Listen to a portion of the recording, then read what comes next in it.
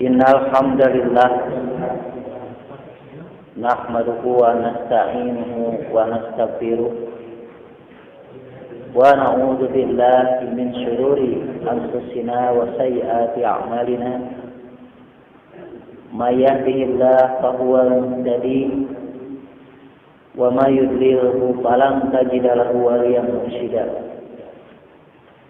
Asyhadu an la ilaha illallah wahdahu la syarika lah wa asyhadu anna Muhammadan abduhu wa rasuluh alladzi la nabiyya ba'dah amma ba'd.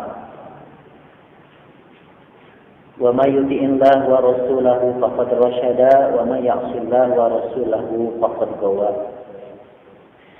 Qala Allah ta'ala fi kitabil karim, a'udzu billahi minasyaitonir rajim. ولا تحسبن الذين قتلوا في سبيل الله أموات بل أحياء ولكن لا تشعرون. الآية. وقال تعالى أيضا ولا يحسبن الذين قتلوا في سبيل الله أمواتا بل أحياء عند ربهم يرزقون فرحين بما آتاهم الله من فضله. الآية. Pertama-tama alhamdulillah, dengan izin Allah karunia-Nya kita masih bisa diperkenankan Allah untuk bisa melaksanakan kewajiban-kewajiban kita sebagai hamba Allah. Mudah-mudahan setiap langkah yang kita laksanakan menjadi nilai ibadah di sisi Allah Subhanahu wa taala. Dan tentu alhamdulillah kita masih bisa mengikuti contoh Rasulullah SAW dalam kegiatan harian, yakni ibadah dan juga mencari ilmu.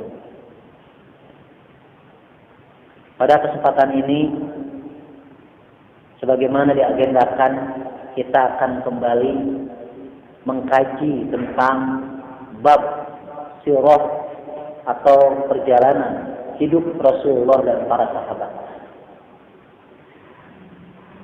Karena sejarah merupakan hal yang bisa menjadi pelajaran, menjadi ibrah buat kita. Pada kesempatan ini, yang tema yang akan saya angkat adalah tentang sahabat Nabi dan saudara Rasulullah, yakni Ja'far bin Abi Thalib. Tentu berbicara tentang Abu Thalib, kita sudah mafhum dalam sejarah bahwa Abu Thalib merupakan paman Rasulullah yang begitu berjasa kepada Rasul, baik mengurus, memelihara, menanggung, bahkan membela Rasulullah dalam menebarkan dakwah. Tapi menjadi pelajaran juga bahwa Abu Thalib sendiri sebagai orang yang membela Rasul, berjuang bersama Rasul, tapi Abu Thalib sendiri tidak termasuk orang yang menerima hidayah dan menerima Islam. Tapi walaupun demikian, maka kata Abu Thalib begitu tercatat dalam sejarah Islam.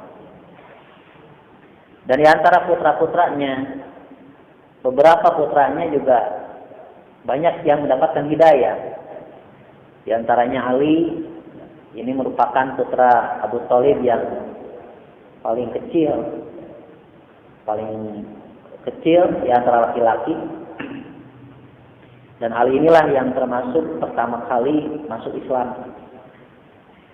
Adapun Ja'far bin Abi Thalib, beliau merupakan kakaknya dari Ali bin Abi Thalib, di mana Ja'far usianya terpaut 10 tahun lebih tua daripada Ali.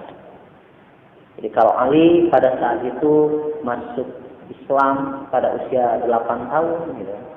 Berarti ini udah 18 tahun gitu. Ja'far ini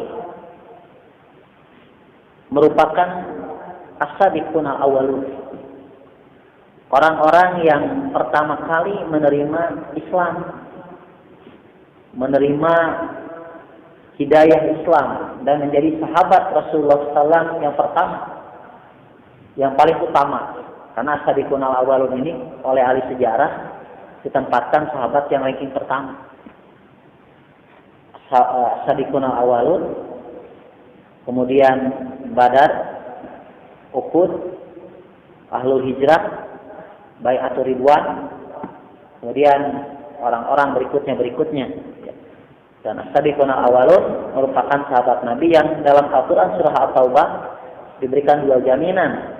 Ayat 100 gitu ya. At-Taubah ayat 100 itu yang pertama adalah wa'adallahu lahum jannah. Allah sediakan bagi mereka surga. Yang kedua, radhiyallahu anhum wa radu an. Sabiqunal awwalun ini Allah meridhoi mereka. Jadi dari dijamin bahwa ketika mengikuti jejak langkah as-sabiqunal awwalun termasuk Ja'far bin Abi Thalib, maka jaminan bagi alladzina taba'um bi ihsan, orang-orang yang mengikutinya sampai hari kiamat, maka mendapatkan ridha Allah dan juga surganya Allah insyaallah. Iwatu imar rahimakumullah, bagaimana Ja'far bin Abi Thalib pertama kali Islam, yaitu ketika melihat adiknya Ali bin Abi Thalib itu bersama Rasulullah. Dalam riwayat dinukil oleh para ulama sejarah, Ibnu Ishaq meriwayatkan bahwasanya pada saat itu Ali mengikuti Rasul sholat. Walaupun kaifiyat sholatnya seperti apa kita tidak tahu, karena memang sholat yang wajibnya itu, sholat yang wajib itu baru difardukan adalah 3 tahun sebelum hijrah. Sedangkan sholat sendiri dari awal itu sudah disebut-sebut sholat gitu. Karena umum ya, sholat itu kan artinya doa. As-sholatu au da'autu. Aku sholat berarti aku berdoa. Karena tidak ada satupun gerakan sholat yang tidak ada doanya. Maka sholat itu artinya doa. Sholawat juga doa. Mengucapkan Allahumma sholli ala Muhammad itu doa. Nah, ketika melihat keduanya, Ja'far bertanya kepada Ali, apa yang kamu lakukan bersama Muhammad?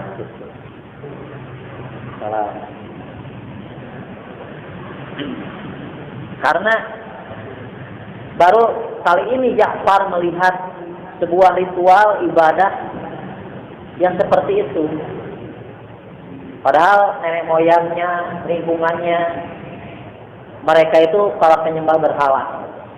Kaget Ja'far bin Abi Thalib melihat adiknya sholat bersama Muhammad bin Abdullah atau Rasulullah SAW.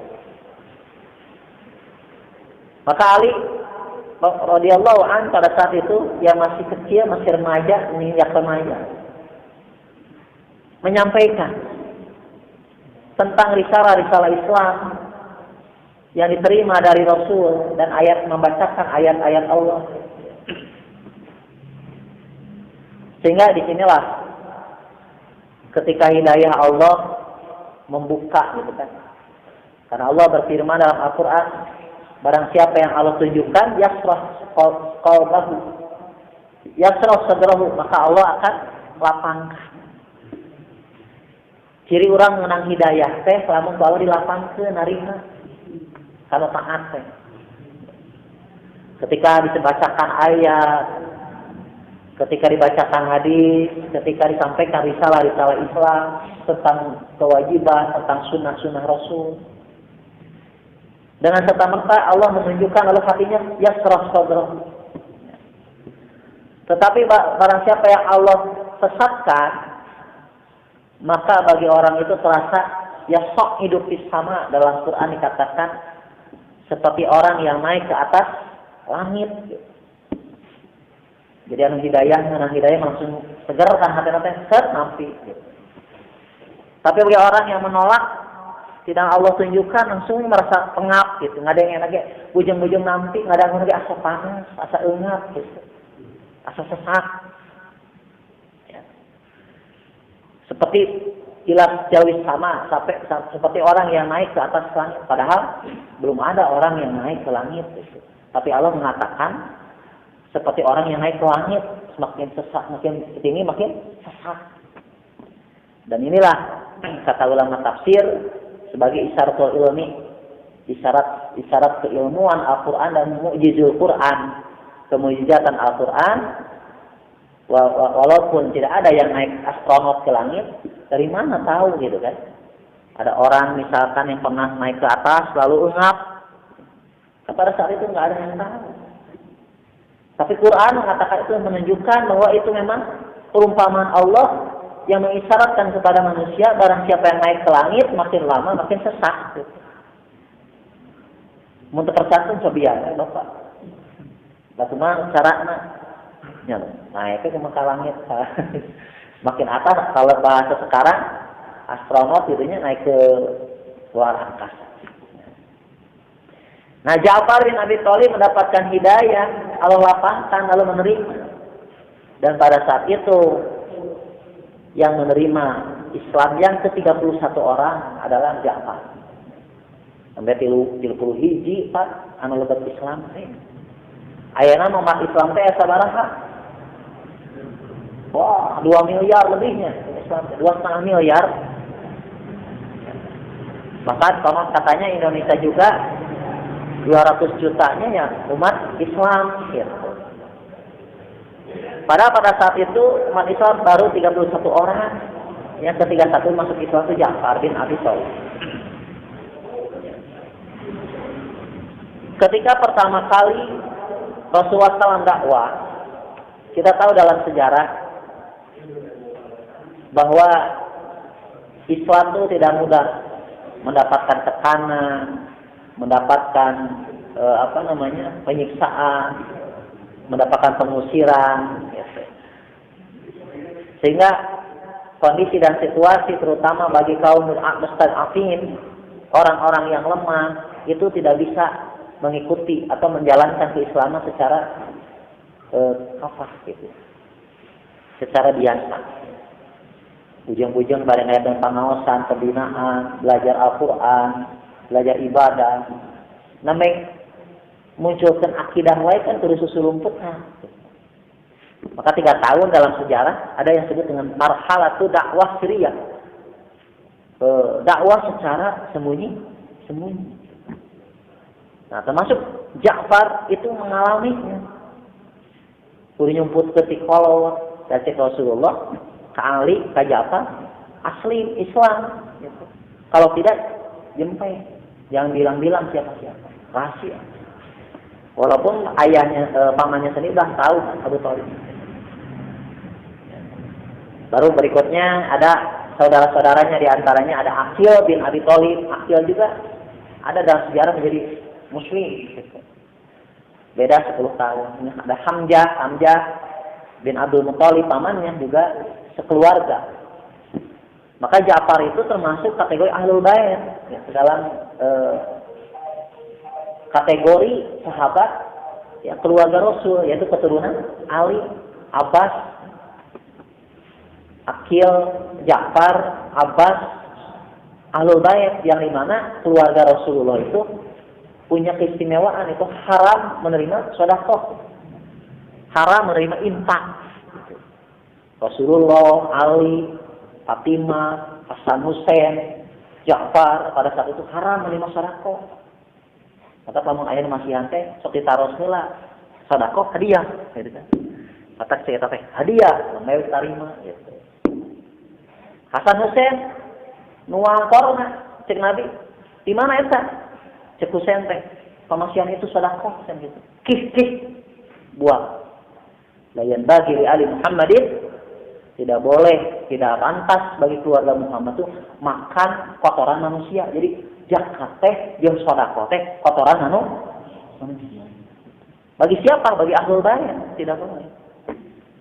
Makanya Rasulullah itu menerima hadiah. Rasulullah masuk cara menolak hadiah. Setara dan menolak sedekah gitu nya. Rasulullah menolak sedekah, menerima hadiah, cara menolak hadiah. Kan urang sarua sedekah cara ditolak, hadiah cara gitu. Ya. Ayeuna masih sedekah. Ustaz kenging menerima kenging da urang mah berbeda tukang Ahlul Bait. Makanya saya juga bertanya apakah para dzurriyyah Rasulullah itu seperti keturunan Hasan Husain juga, para habaib juga haram sebenarnya menerima sedekah. Lamun aya ngapangaosan tadi pasiean amplop teh meureun kitu nya teu maros heula cek habaib. Ieu teh naon? Hadiah atau sedekah? Infak gitu. Haram ah dibaikeun deui abdi mah keturunan Rasulullah gitu. Kitu Pak. Ja'far pada saat itu melihat orang-orang yang lemah yang pada waktu itu masih sedikit disiksa. Seperti Bilalnya, wantuna nih anu keturunan anu lalem disiksa. Eta anu masih aman teh Rasul, Ali, atuh anak gede, anak pejabat, anak tokoh itu. Sampai-sampai kan akhir-akhirnya kan orang-orang itu udah geram kepada Rasul sampai minta izin kan gitu. Pertama ke Rasul ditawarkan oleh 3 A-nya tahta, harta, sekarang wanita gitu. Tahta gitu kan. Bade raja jadi raja cenah Rasul teh. Ali cenah. Harta hayang pambeungharna sok upami dikumpulkeun penghasilan kami dikeun ka Nabi asa tong dakwah kieu memecah belah gitu. Wanita anu hoyong Rasulullah teh kieu hayang istri ku abdi bade dijieunkeun Miss naon? Miss Universe. Diteangan cenah sa-Arab mana nu panggeulisna dikumpulkeun. Tapi cek Rabi lain, harta, tahta, wanita lamun jamaah mah kuota meureun gitu. Tambahan gitu. Ya. Nah, Ja'far akhirnya melihat disiksa begitu, kata Nabi, kalau begitu harus diselamatkan akidah. Sholat mesti bisa, mempertahankan keislaman sulit. Maka di sana ada syariat hijrah. Ini disebut dengan alladzina amanu wa hajaru wa jahadu. Islam itu harus begini. Amanu, hajaru, jahadu. Amanu iman, hajaru berhijrah, jahadu berjihad. Kurang datang ka dieu teh nyata jihad gitu kan. Thalabul ilmi walaupun jihadnya dalam kategori mencari ilmu. Dalilnya man kharaja min baitihi yatlubul ilma bahwa fi sabilillah. Barang siapa yang keluar dari rumahnya mencari ilmu, stay sejam 2 jam di sini itu fi sabilillah hatta yarji'a sampai dia kembali ke rumah.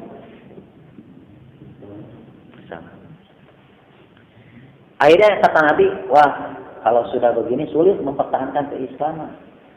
Rasulullah menunjuk para sahabat yang dipimpin oleh Ja'far. Ja'far hijrah ke mana? Di antaranya pada saat itu tidak ada tempat yang kondusif. Mereka itu balat kene Quraisy. Katoib kan terang sendiri. Rasulullah ke cerita ambi kan Katoib ini. Ke Mekah, ke Madinah belum kondusif. Madinah ada ya musliman gitu kan. Walaupun ada Bani Najjar, saudaranya Abdullah, tetapi mereka bukan muslim tapi musyrik. Kemana atuh? Di antaranya Rasulullah memerintahkan untuk ke sebuah negeri yang jauh di sana. Yang punya raja yang baik. Agama Nasrani, yaitu Raja Najasyi. Raja Najasyi. Hari itu senang. Sebab di sana ada raja yang baik, kasih sayang. Karena dalam agama Nasrani itu selalu kasih Tuhan dehnya. Mengasihi atas nama Tuhan. Ya, kasih sayang kan, lebaran kasih Tuhan, kasih Yesus nih gitu ya. Dan pada waktu itu agama yang dianut oleh Najasyi yaitu Masihiyah, yaitu Kristen pengikut Nabi Isa. Yang pengikut jumlahnya makin sedikit. Karena pada saat itu kebanyakan agama Kristen juga sudah banyak yang ahli bid'ah menurut orang. Nah, di antawisna menganggap bahwa Nabi Isa itu anak Tuhan, Trinitasnya. Akhirnya Ja'far bin Abi Thalib pergi berhijrah ke daerah Habsyi atau Ethiopia, Afrika, bayangkeun. Berarti lamun ti Hijaz teh di Mekah teh kada nyebrang ka Mesir gitu nya. Kada make perahu selat kemudian ka Mesir. Terus didinya aya Libya, mun aya nama. Tak kahandap seeutik gitu. Tentu dari Asia sampai ke Afrika itu bukan perjalanan yang dekat, tapi perjalanan yang sangat jauh, bermil-mil, bukan lagi kilometer. Mata kesimpuring di mana di Ciherang tadi mah ada hetek hijrah teh gitu nya hetek, walaupun kadang-kadang beratnya pengajian teh kamu mesti cereus menduman ini ulah gitu ya akhirnya kan terjadi gitu. Pergilah Ja'far membawa orang-orang yang hijrah pertama kali, terutama orang-orang mustad'afin yang lemah. Dan pada saat itu Ja'far dialah yang bertugas untuk menjadi pemimpin diplomasi. Pemimpin yang komunikasikan apa tujuan dan maksud tujuannya. Dia datang kepada Raja Najasyi lalu mempresentasikan tentang jati diri mereka. Dan pada saat itu Ja'far dengan para sahabat yang hijrah ke Ethiopia, ke tanah Habsyi, termasuk di sana ada Mus'ab bin Umair ya, itu pernah saya bahas. Ketika itu tidak mudah karena ternyata orang-orang kafir Quraisy menyusul. Di antaranya ada utusan dari kafir Quraisy yang dipimpin oleh Amr bin As, termasuk sahabat Nabi juga. Pada waktu itu masih musyrik, jadi belum Islam. Kata Amr bin As, dia menemui Raja Najasyi, dia itu ahli diplomasi, pinter ngomong, pinter nyarios. Sampai Raja Najasyi itu terpengaruh. Jadi dia mencipta seorang kasar nama, eta teh pengacau gitu nya, melarikan diri gitu tadi teh, diri-diri di dia teh kalka jadi mengacau. Apalagi Raja Najasyi punya agama, dia menceritakan bahwa Muhammad gitu kan, begini-begini. Mereka itu kabur ke sini karena mencek urang mah membawa aliran sesat. Cek sesat aliran sesat teh. Ya. Kadang bingungnya sesat disebut aliran sesat. Cek orang Kristen teh sana Islam teh ada aliran sesat. Jadi cek Kristen mah Islam teh adalah Kristen yang menyimpang. Cek Soros gitu. Cek urang mah Kristen teh adalah sesat gitu. Itu di antaranya.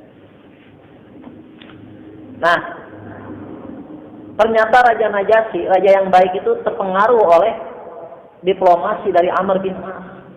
Saya yakin, kenapa Amr bin As itu ahli siasah dalam sejarah. Ahli ngomong. Namun cek bahasa ulama, Parlijon, ya, Gerindramnya. Bisa ngomong. Tapi pada event sana, kalau itu. Pokoknya jarang ngomong gitu. Ya, saya kan eta-eta kan wajah tampilnya. Sehingga ningali ieu asa ieu bener, betul kan? Ningali nu ieu asa ieu bener, tah digakin. Nah, sampai akhirnya Raja Najasyi memanggil kembali Ja'far. Mukawit nama tos diizinkeun jeung para sahabat Nabi yang hijrah ke Habsya dipanggil di Ja'far. Dan Ja'far pada saat itu ditanya oleh Raja Najasyi. Di antaranya tentang masalah Rasulullah. Ya. Bagaimana tentang Rasul? Dia dikatakan orang yang mengaku Nabi. Ya. Seperti menerima sesuatu yang datang kepada Musa, kepada Isa, gitu kan? Seperti Nabi Isa. Apakah kamu punya bukti? Kata Raja Najasyi kepada Ja'far. Maka pada saat itu Ja'far bin Abi Thalib itu membacakan salah satu surat dalam Al-Quran, yaitu surat Maryam. Jadi surat Maryam teh, lamun cek bahasa Kristen sama Bunda Maryam. Jadi sesuatu yang tidak asing lagi di telinga orang-orang Nasrani tentang siapa itu Bunda Maria, ibunda dari Nabi Isa alaihissalam. Qaf ya ain so gitu kan. Zikru rahmati rabbika 'abdahu Zakaria. Nah, ini luar biasa ini ayat Quran surat Maryam ini. Zikru rahmati 'abdahu Zakaria. Dimulai dari kisah Nabi Zakaria. Karena memang kehidupan keluarga Nabi Isa itu kan keturunan dari keluarga yang dimuliakan Allah. Pertama Nabi Isa itu adalah keluarga Imran. Ayat surat Ali Imran. Menyambung karena surat Ali Imran, karena tafsir Pak. Kayak gini Pak. Nabi Zakaria idnada rabbahu nidaan khafiyya. Ingatlah Zakaria ketika dia itu bermunajat kepada Rabb-nya nidaan khafiyya, dengan nidaan yang lembut. Berdoa teh lembut. Jadi lamun urang ngadoa teh berbisik khafiyya. Kan kitunya. Kan kadang-kadang ngadoa teh duka itu ngadoa, duka nyanyi ya teh. Wali kan ya tuker kadang-kadang ari wali teh keur nyanyi keur ngadoa. Rabbana gitu ya. Gitu dah. Itu nyanyi kan lain ngadoa gitu. Mata ari ngadoa mah nidaan khafiyah. Inna darabbahu nidaan khafiyah. Menceritakan surat Maryam itu tentang perjalanan Nabi Zakaria sampai Nabi Zakaria itu tidak punya anak sampai tuanya. Dan satu sisi saudaranya Imran atau Hannah, istri Imran itu akhirnya berdoa juga yang sama kepada Allah. Rabbi habli min ladunka dzurriyyatan thayyibah. Ya Allah, minta kepadamu aku ini dikaruniai anak yang baik gitu. Bahkan bernadar akhir nama, ya Allah kami dipasikeun ini nadatullah kama fi batni muharraran. Ya Allah, lamun abdi gaduh orok, lamun gaduh teh abdi bari jadikeun muharir, pengabdi di Baitul Maqdis. Qala mawada'atha. Qala rabbi anni wada'tuha unsa. Tapi tatkala melahirkan, ternyata yang dilahirkannya bukan laki-laki, tapi perempuan. Walaisa dzakaru kal unsa, sedangkan perempuan mah beda sareng laki. Lebih kahayang mah laki-laki cenah. Da jadi ketua, jadi marbot masjid mah nya nanti pantas teh laki. Ikalah perempuan gitu. Ini cerita dina kisah Maryam nyambung. Terus menceritakan sampai bagaimana Siti Maryam melahirkan di Jid'in Nakhlah ketika Siti Maryam diusir dari laqad ji'ti syai'an fariyya. Wahai Maryam, kamu pergi dari kami Bani Israel. Kenapa? Laqad ji'ti syai'an fariyya, kamu telah mendatangkan kami sesuatu yang pahit gitu, terasa pahit. Fariyya teh pahit kan ya gitu. Bahasa Arab juga nama fariyya. Pahit, terasa mun karasa. Kan Siti Maryam itu adalah wanita yang sangat dipuja, gitu, dibanggakan, bahkan loba ngarebut kan. Yaqulu Maryam dalam Quran surat Ali Imran dikatakan ketika mengundi siapa yang akan memelihara Siti Maryam. Gitu. Ayat Siti Maryam tadi urus ku Nabi Zakaria. Anehna Siti Maryam setiap kala madahul ala Zakaria mihrab wajada indaha rizqo. Setiap kali masuk mihrab, di mihrab setiap kali mihrab terus ayat wangeun leuteung gitu.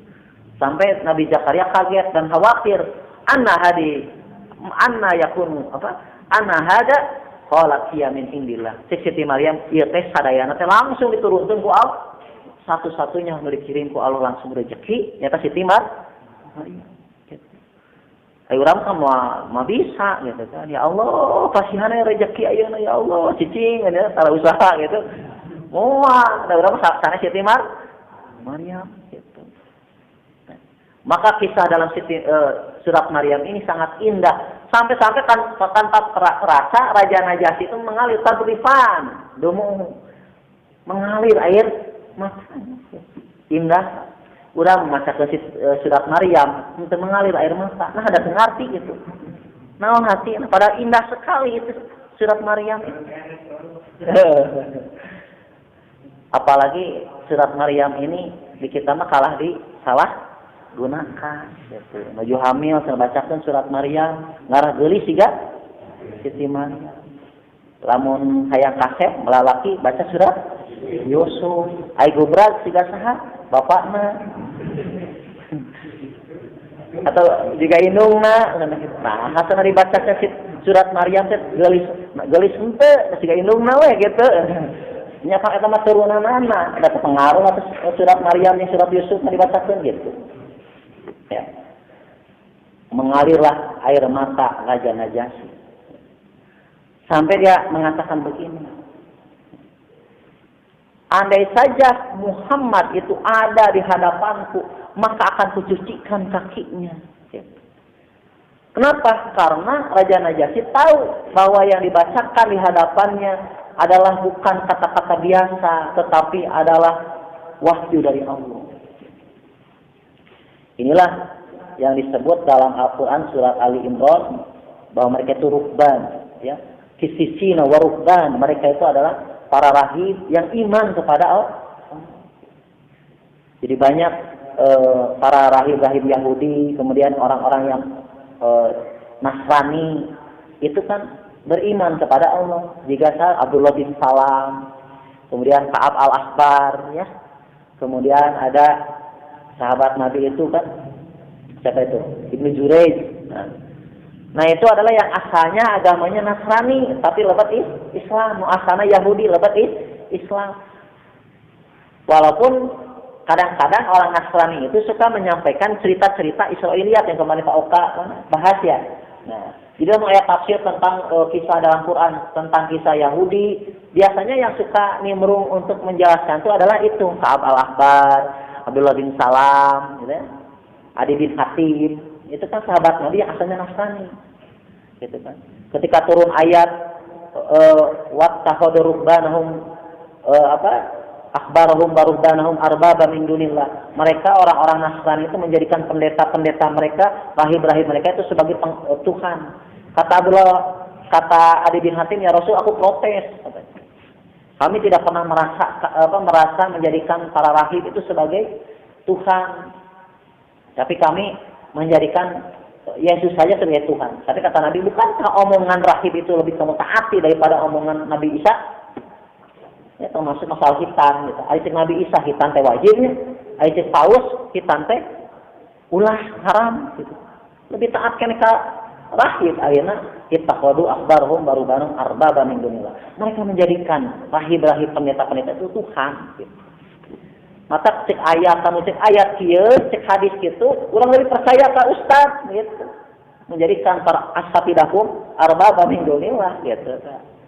Itu Pak.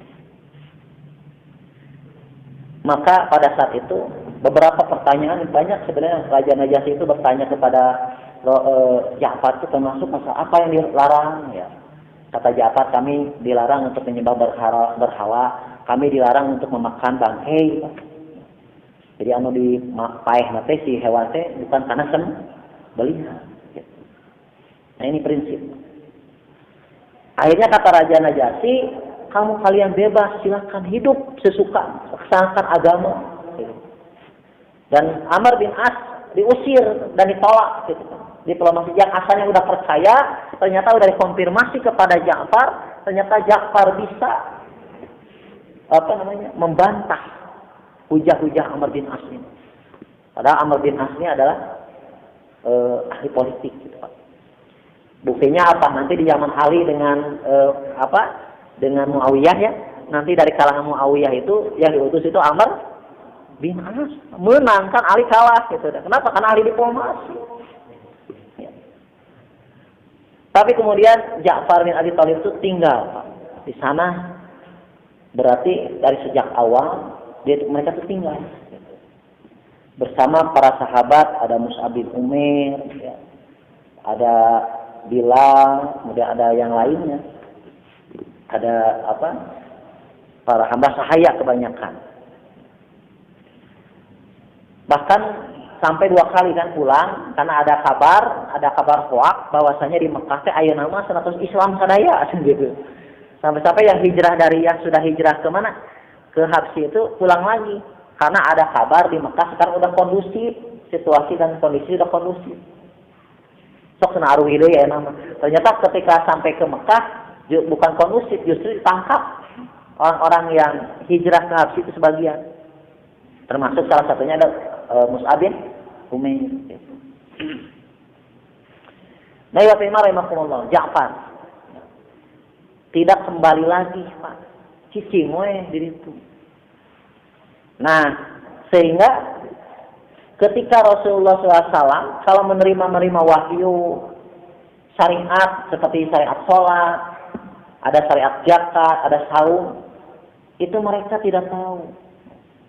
Bayangkan dia sejak awal Islam, mungkin tahun 4 kenabian udah hijrah ke sana, ke Habsyi.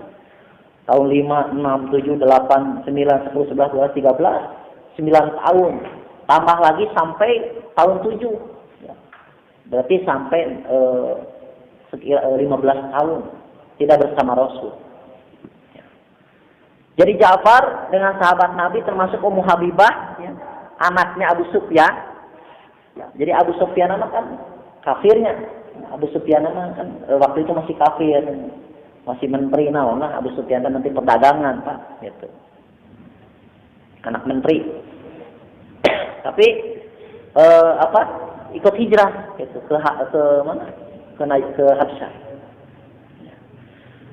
Dan perjalanan Ja'far bin Abi Thalib dalam keislaman tidak banyak diceritakan lagi setelah hijrah itu. Karena tasnya di situ, cicing hijrah, nganjrak di situ, tidak pernah pulang-pulang lagi. Pulang-pulang lagi adalah di akhir tahun 7 hijrah.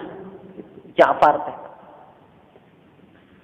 Di mana pada saat itu Rasulullah SAW telah mengutus utusannya, yaitu pada perang Khaybar, yaitu melawan orang-orang Yahudi. Gitu.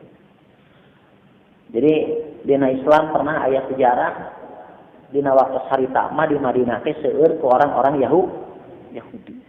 Ada Bani Kuinoko, ada Bani Nazir, ada Bani Quraizo, ada keturunan gitu. Nah, terakhir yang diusir oleh Rasulullah di Madinah yaitu Bani Kuinoko dan Nazir gitu. Dan terjadi perang Khaybar. Pada saat itu Rasulullah SAW mengapa memerangi Yahudi? Karena Yahudi itu mengkhianati perjanjian piagam Madinah, mengkhianati yaitu mereka bersekongkol dengan orang-orang kafir Quraisy untuk menyerang pada perang Ahzab tahun 5. Iwatimah rahimakumullah. Nah, Ja'far bin Abi Thalib itu pulang ketika Rasulullah menang pada perang Khaybar gitu. Sehingga Rasulullah sampai mengatakan, aku tidak tahu apakah aku senang ini karena aku menang perang Khaybar ataukah karena Ja'far bin Abi Thalib pulang dari sana gitu, dari Habsyi gitu.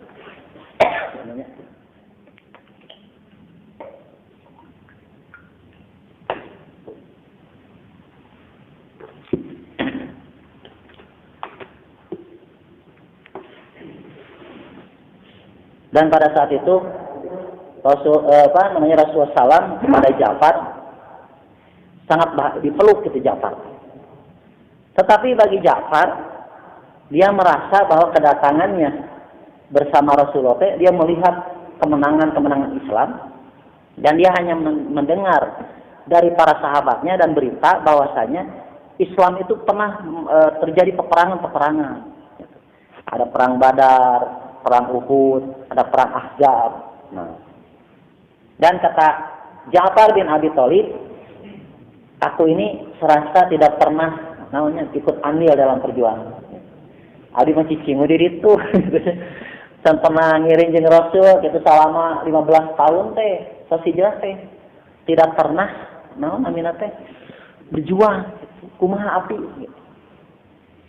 Cek Rasul anjeun mah tos luar biasa, karena kalebet ayat-ayat yang pertama alladzina amanu walladzina hajaru wajah ku hijrah lagi atau teh berjihad biasanya.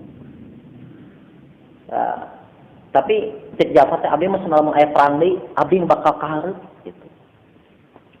Matak dina tahun ke-8 awal tahun 8 bulan Jumadil Akhirah Rasulullah SAW mengutus utusan-utusan Al-Haris kepada Gubernur Basra Al-Ghasani namanya teh. Tapi ternyata utusan Rasul itu dibunuh. Biasanya yang namanya utusan itu haram dibunuh, karena kan utusan negara kan itu. Tapi ini dibunuh. Bahkan orang-orang Romawi pada saat itu mengancam akan menyediakan bala tentara, dan memang pasukannya itu disediakan oleh gubernur dari Basra itu. Nah, pada saat itu Ja'far bin Abi Thalib ketika Rasul mengatakan, aku melihat melalui wahyu bahwasanya utusan itu dibunuh. Jadi bagi Rasulullah, Pak, upami aya utusan dibunuh, tantang Rasulullah untuk menyerang, pasti untuk menyerang. Gitu. Jadi penghinaan, gitu. Lamun aya simbol Islam dibunuh, itu penghinaan. Maka Rasulullah SAW pada saat itu menyiapkan pasukan yang paling banyak pada saat itu, yaitu sekitar 3.000 pasukan. Katanya panglobana, Mak, ini catatan sejarah. Gitu. Jadi Islam teh pada lama 3.000 teh seueurna. Dan yang didengar, yang akan dihadapinya adalah sekitar 100.000 pasukan. Ya. Jadi perang tehnya jauh, Pak. Hari Islam nganti 3.000, hari lawana 100.000. Tapi mereka yakin dalam surat Al-Imran dikatakan jaminannya bahwa satu orang muslim itu bisa mengalahkan 200 orang. Berbanding teh, wah, kurang saja kami bisa ngarikeun 200. Terus diringankeun deui dina ayat berikutna teh, katanya satu orang bisa mengalahkan berapa ya? 10 gitu ya. Diringankan lagi satu orang bisa mengalahkan 2 orang. Jadi Islam memang bukan terletak pada banyaknya. Kamin fi'atin qalilatin ghalabat fi'atan katsiratan bi'idznillah. Berapa banyak kelompok yang kecil bisa mengalahkan kelompok yang besar. Betul ya, Pak ya? Nabi Daud bisa mengalahkan pasukan Jalutnya. Banyak contoh lah.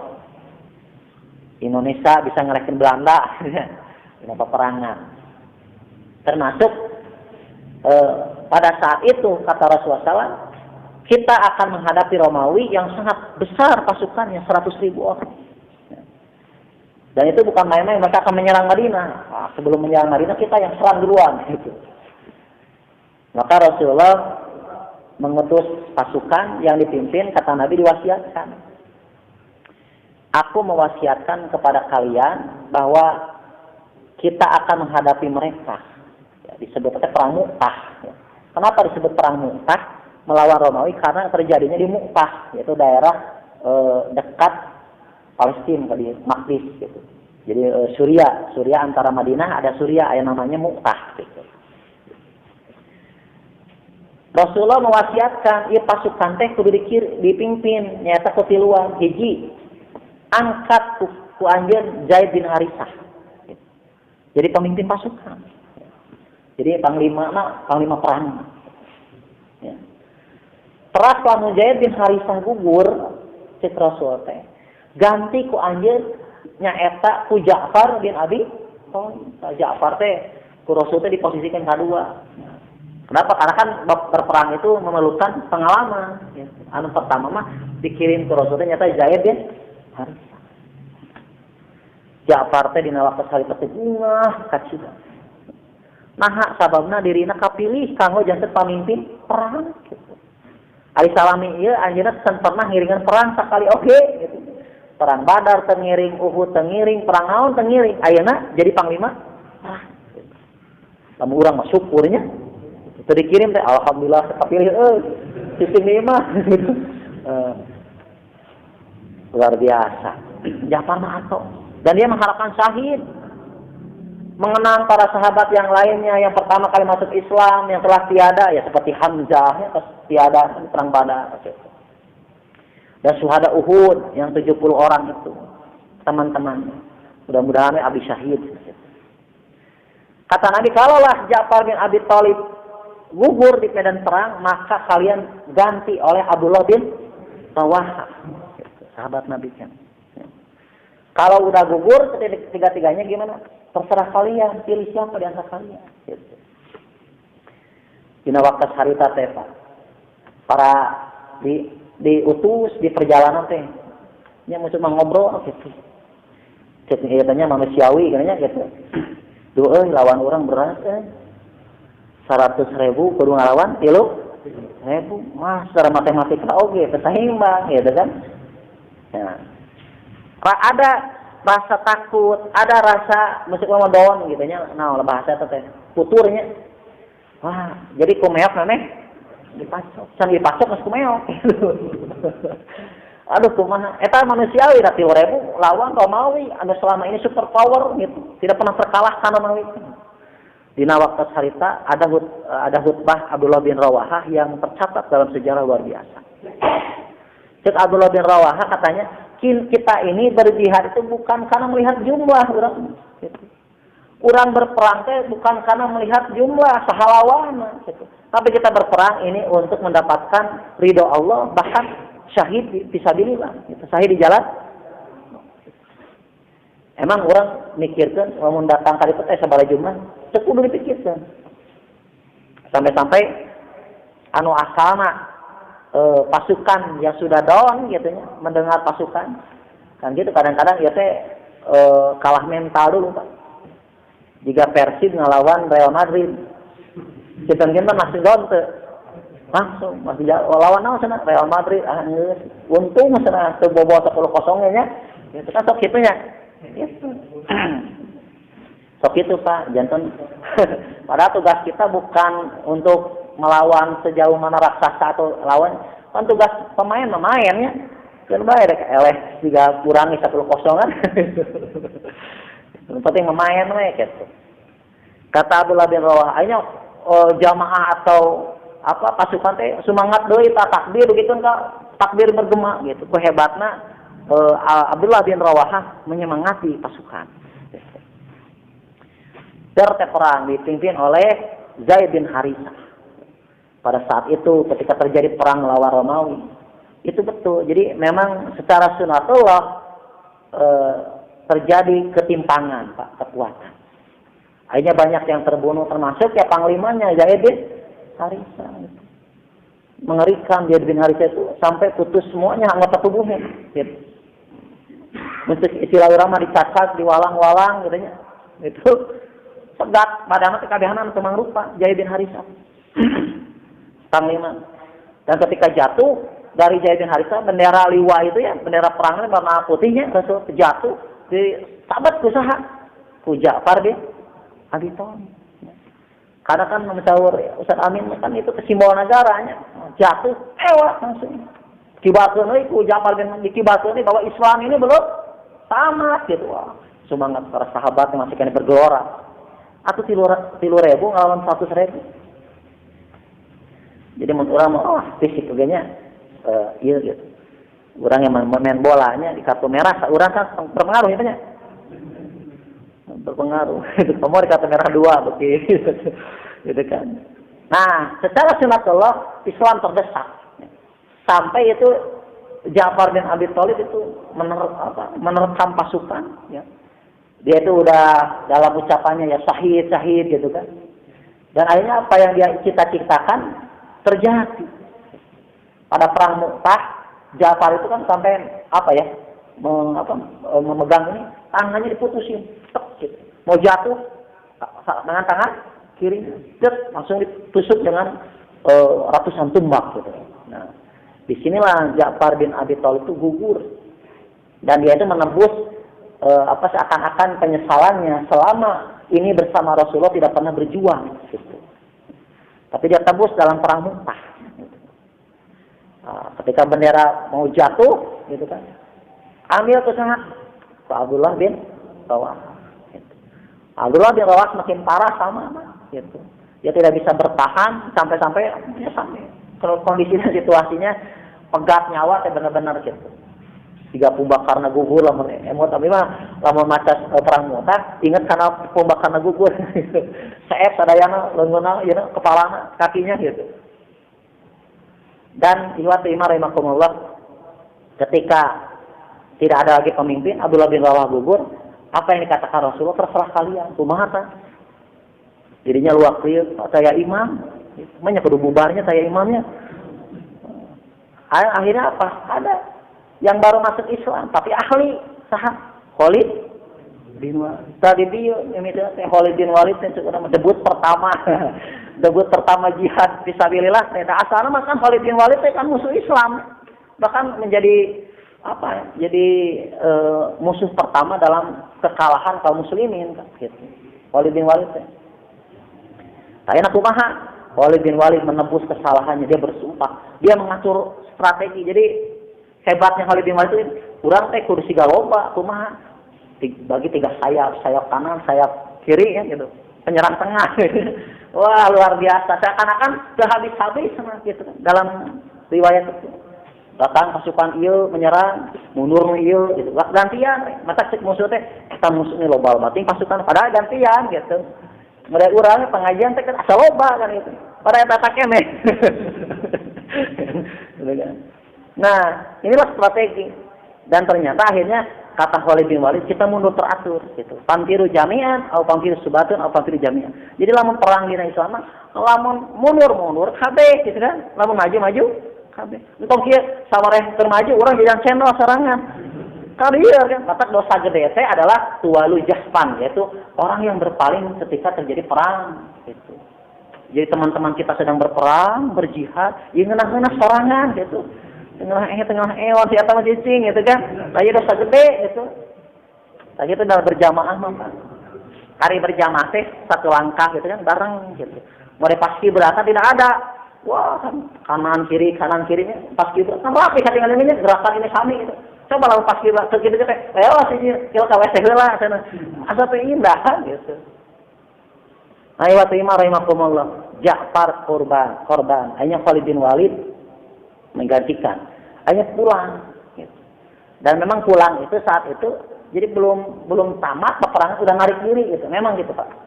Dina sejarah. Sampai orang-orang Madinah itu agak menyindir gitu ke pasukan. Seorang mah encan beres geus balik. Sekali bin Walid encan beres balik itu strategi mah lamun diteruskan orang beres itu. Banyak yang mencerca gitu. Dan pada saat itu semuanya lamun si urang tentara pulang teh langsung disambut dengan keluarganya, anakna teh jeung istrinya pada ngagabruk tentara-tentara teh. Masih kan syukur cenah sataroge abdi macan korban lawan Romawi. Ai pas Ja'far anakna kitu Rasul teh ngabarkan. Langsung putrana ku Rasulullah sallallahu dipeluk, akulah Ja'far gitu ya kata Rasul. Kenapa? Karena fisiknya Rasulullah itu mirip dengan fisiknya Ja'far bin Abi. Jadi yang pang mirip-mirip nate anu wajahna gitu nya posisina yaitu Ja'far mirip Rasulullah gitu. Dan pada saat itu Rasulullah mengusap kepala anaknya itu dan istrinya udah tahu kenapa Rasulullah menggantikan anaknya dipeluk oleh Rasulullah. Kenapa? Karena Ja'far tiada. Maka kata Nabi, isna'u ala Ja'farin to aman. Prak aranjeun turunyeun kadaharan tuangeun takjiah ngahibur keluarga Ja'far. Jadi lamun urang teh jadi sunnah. Pame aya anu pupus teh urang teh kedah ngadamelkeun tuang. Teu kenging ngiring tuang tinu pupus gitu. Eta jadi sunnahna teh tong tibalik gitu kan. Isna'u ala Ja'farin to aman. Buatkan makanan buat keluarga Ja'far. Kirim tuangeunana artosna gitu kan. Seperti itu. Dan kata Rasulullah SAW, aku melihat Ja'far ini sedang terbang di surga bersama malaikat. Kenapa? Karena tangannya itu terputus. Jadi dua tangan itu terputus. Maka ku Allah digantikan ku sayap. Itu Ja'far bin Abi Thalib. Kenapa? Karena dia berjuangnya putus tangannya. Gitu. Jadi lamun urang dikadarkeun sahih di jalan Allah terputus tangannya. Nanti Allah ganti dengan sayap. Maka turun ayat dalam surat Al-Baqarah, wala tahsabanna alladziina qutilu fi sabilillahi amwat bal ahya walakin la tash'urun. Jangan kau kira Ja'far telah terbunuh itu mati. Tetapi wa ahya, tetapi Ja'far itu hidup. Ya inda rabbihim yurzaqun. Dia itu diberikan rezeki oleh Allah. Farihina bima atahullah min fadli. Mereka sedang bahagia di surga. Jadi Ja'far itu bahagia di surga. Ya. Jadi engke anu ahli surga teh sadayana henteu menyesal tang di surga teh. Geus maot di dunia teh embung baralik deui ka dunia, kecuali anu mati di jalan Allah, anu mati syahid mah hayang baralik deui ka dunia teh, lain hayang hirup di dunia deui. Dia balik ke dunia berperang terbunuh gitu kan, kemudian yang mati syahid, dia balik lagi ke dunia terbunuh lalu dia mati syahid. Hayang kitu kuna kunikmat mati syahid jeung ku gede-gedena padilah mati syahid di jalan Allah gitu. Ari kumaha anu sadayana sanesna aralim deui we ka dunya. Ah tos we abdi mah resep kene di surga gitu. Aralim deui balik ka dunya. Ah naon di dunia ge sareng loba hutang sama di dunia ge. Tos we. Mata kadang-kadang orang sok ngadangunya ternyata kenapa banyak orang yang gampang jadi pengantin kayaknya Pak. Jadi pengantin surga teh geuning. Dia tuh anu mawa bom rangsalnya beledau gimana. Ternyata kitu cenah. Kamu ini akan mendapatkan ini didoktrin Pak. Tapi masalahnya salah ngadoktrina gitu. Jadi pengantin surga teh ya gitu kan. Karena ahli psikolog, ahli kriminolog dan psikolog, kebanyakan orang yang menjadi bom bunuh diri itu pertama dia diiming-imingi dengan indahnya mati syahid, tapi satu sisi dia dalam kehidupannya itu penuh dengan kesempitan. Urang aduh hirup hidupnya ge loba hutang, loba menagih asa riweuhnya, mendingan mati syahid. Jadi itu mau nang bidadari kan gitu, nikahnya 70 bidadari langsung jadi teroris semuanya. Gitu. Eta Pak, mangintan kisah Ja'far bin Abi Thalib. Mudah-mudahan urang tiasa janten ngambil ibroh ya, Ja'far. Nah, kayak Ja'far bin Abi Thalib itu jantan ketua pemuda. Ya. Kayak ketua pemuda, jadi dia loba pemuda kan ya. Pemuda tapi kan usianya teh 20 tahun sampai 40 tahun. Anu masih kena 40 tahun tenang urang pemuda kene. Aqulu qouli hada wa astaghfirullah li wa lakum. Assalamualaikum warahmatullahi wabarakatuh. Mudah.